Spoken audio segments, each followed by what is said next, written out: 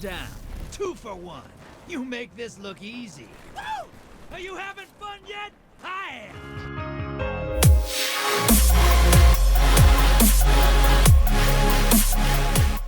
What's going on, guys? Unknown Player here, and today once again we've got an absolute ton of stuff to talk about, of course, for Destiny 2 Forsaken. Once again, not my usual setup. I'm in E3, this is my hotel room, it looks like I'm in a prison or something, but this of course is where I'm going to be making a bunch of videos for you guys. Got loads of gameplay on the way, but today I've got some brand new Forsaken gameplay. We've got Gambit, new supers, new exotics, new NPCs, loot rewards, information, all that kind of stuff. So something that isn't too surprising but is pretty cool to see is that of course Petrovenge is still alive. I've seen her in lots of screenshots of little trailers, but now I can see some proper images of what she looks like inside the game. She's like wearing a hood and she's all like stealthy, so I think she's hiding from someone, maybe the Awoken, maybe she's allying with us and going against Prince Uldren. Of course Petra is always loyal to the Queen, so this does make me think that the Queen and Uldren may be on different sides. I think the Queen and Petra may be on our side, the Guardians, and Uldren is acting by himself. Of course, the description of the new trailer did say Uldren and the Barons. It didn't say the Awoken, it didn't say the Queen, it just said Uldren. So I do think Uldren may be acting by himself and he's doing this whole like fallen like mutiny thing by his own will. But we can see Petra's on our side, she's helping us, and she's going to be an NPC in, of course, Forsaken. It does look like you meet her in lots of different situations, because this shot you can see she's with the Vesta Dynasty, the sidearm from Destiny 1, and other ones she's in different locations, and other ones she's got the hood over, so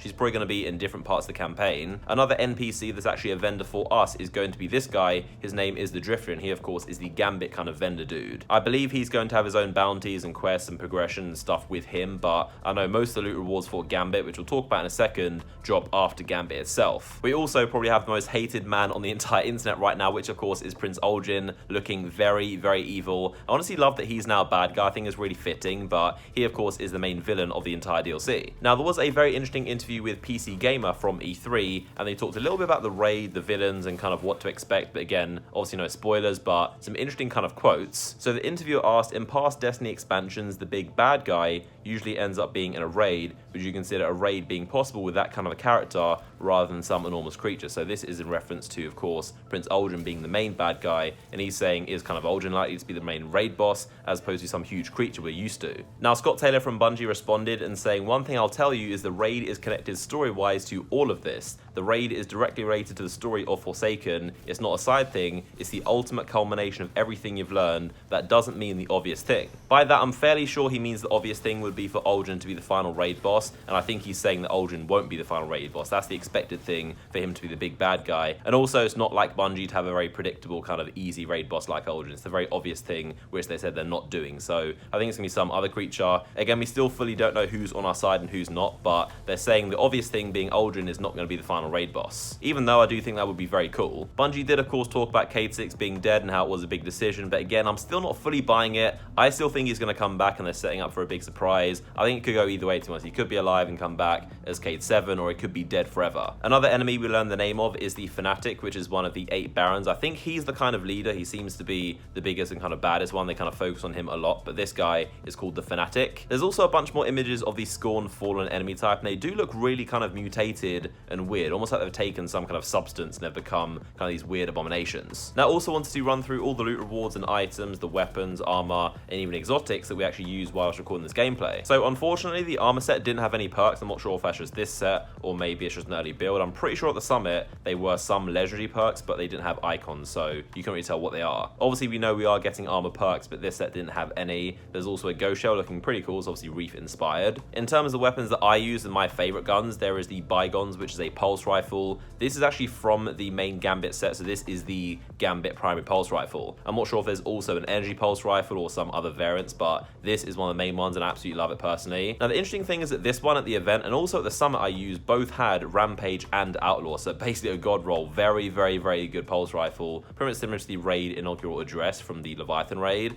but the difference is that this weapon's actually going to have random rolls at launch, so when you get this, it's not going to always have Rampage and Outlaw. We also have a kinetic auto rifle called the the Ether Doctor, which is in the adaptive frame and has auto-loading holster, I believe. We have the Parcel of Stardust, which is a primary shotgun in the lightweight frame. We have the dreaded Adventure, a sniper rifle, again in the primary slot. Very weird to see this stuff. This one has projectiles creating an area of effective detonation on impact, so an explosive round sniper rifle. I don't think we have that in Destiny 2 so far, but a primary explosive sniper rifle. In terms of a brand new exotic, we have an exotic bow, so the Trinity Ghoul. This thing I've used a lot and is very, very good. If you use it right, it's very good for just ad clearing if you get lots of headshots. Of course, the main perk is precision kills, grant the next shot chain lightning capabilities. So if you get a headshot with the thing and a kill, the next shot is going to be kind of like the Zardo supercell, it's going to chain electricity. We also have a secondary energy scout rifle called the Vouchsafe. This one is in lightweight and also has Firefly as a perk. A secondary sniper rifle called the Twilight Oath, the Thin Line, which is a hand cannon. There's also the Arsenic Bites, which is a legendary bow. Obviously, there are going to be loads of them, not just exotic ones, but this one, from what I've heard, I haven't used myself, but a lot of people I know used it and said it wasn't too good, so I'm not sure if legendary bows are too great right now. And then we also have the Badlander, which is a secondary energy shotgun, and this one has, I think, kill clip. In terms of heavy, we have the Snake Eyes, which is the Gambit rocket launcher. Now, this thing, again, it should be random rolls at launch, but all the times I've used it, this one has both cluster bombs and tracking. So that's right, the first rocket launcher in Destiny 2 history to have tracking. Obviously, that was pretty much the God Roll perk back in Destiny 1, but no rocket launchers in Destiny 2 have tracking. So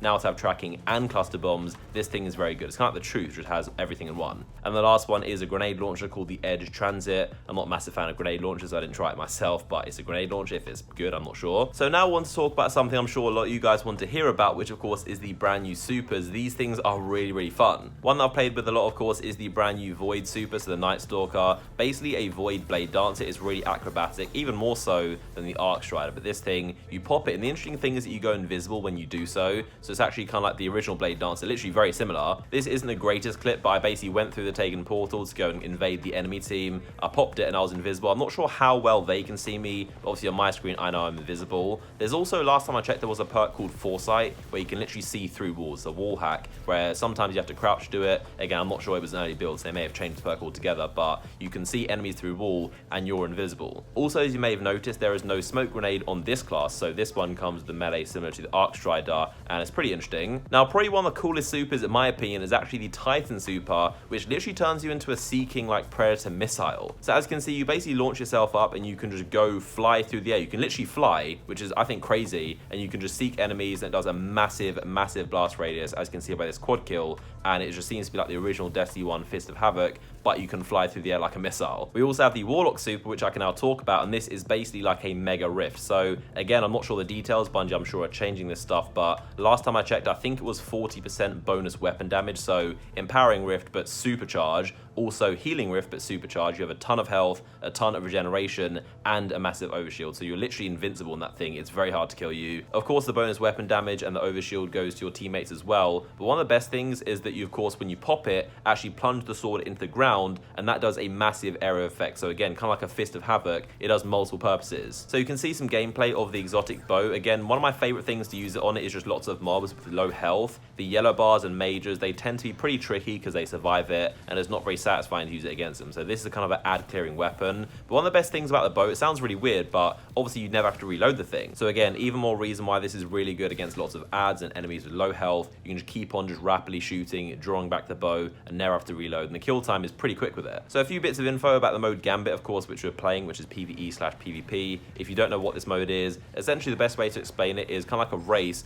two teams in separate instances, racing to kill all the ads and also a boss called the Primeval as quick as possible. Again, they're separate, you can't see each other, just two teams individually trying to beat this boss. Now the difference is that when you get to certain increments of tags, you can summon a portal and one of you at a time can go and invade into the enemy team's instance. So this is where it becomes PvP. They do make it very easy for you to tell when you're being invaded. So the screen flashes red, it kind of stays red. There's a big thing on the screen, the guy tells you, it's in the corner of the screen, so it definitely makes it very well aware. And of course the invader themselves does glow bright red, so you can kind of spot them very easily, but people that don't pay attention do get caught off guard really easily as well. Another thing are these blockers, which are basically enemies you send through to the enemy instance, and that slows them down, so it locks their bank, they can't deposit any more motes, and you need to kill that enemy before opening the bank again. Now there's blockers for 5, 10, and 15 motes. Again, it might change, but currently that's what it is. So this is a pretty interesting clip from myself and actually went through and got 15 motes. That's the max you can carry. After that, you need to go and deposit, otherwise you'll waste it. Obviously, again, if someone kills you, you drop all your motes. You need to make sure you bank them. There's kind of like a risk and reward there. But I had 15 motes. I went and dunked it, and that sent a large blocker, which is this giant taken ogre, to the enemy team.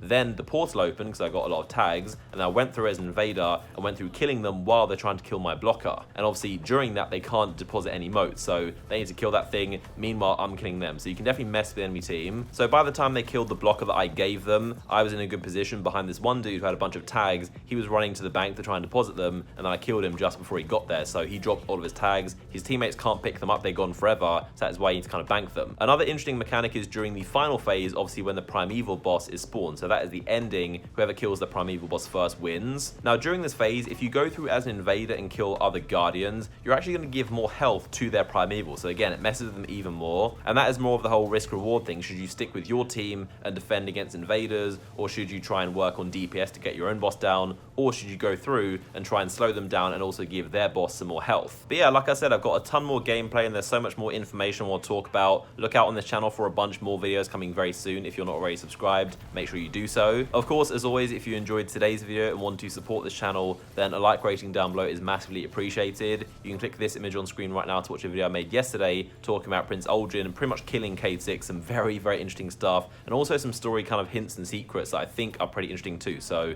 click this image if you want to watch that video. But as always, I appreciate you guys for tuning in. Lots more videos on the way, and I'll see you guys very soon for another one.